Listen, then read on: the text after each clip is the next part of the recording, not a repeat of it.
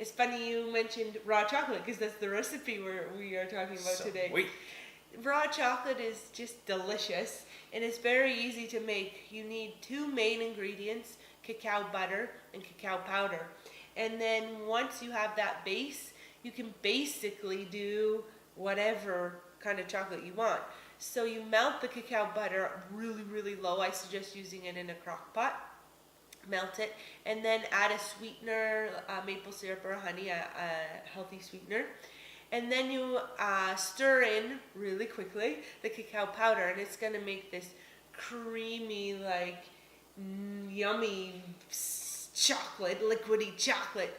And then all you have to do is throw it on a cookie sheet with some parchment paper or wax paper, and then dress it up.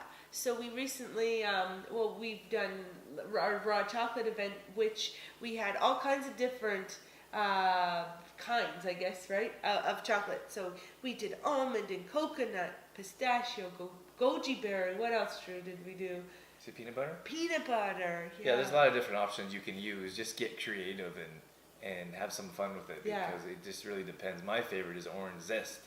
So those orange chocolates, ooh my, they're delicious. So you can find different ways to flavor your chocolate. I think once you get that base, you can just get creative and throw whatever you want on there. Yeah, and the good thing about the raw chocolate is you store it in the freezer, and then so a craving comes about, for example, you can go grab a little piece out of the freezer, and it's healthy, it's nutritious. You can feel good about the choice you made, and you only need a little bit because it's very rich. Yeah, is that the right word?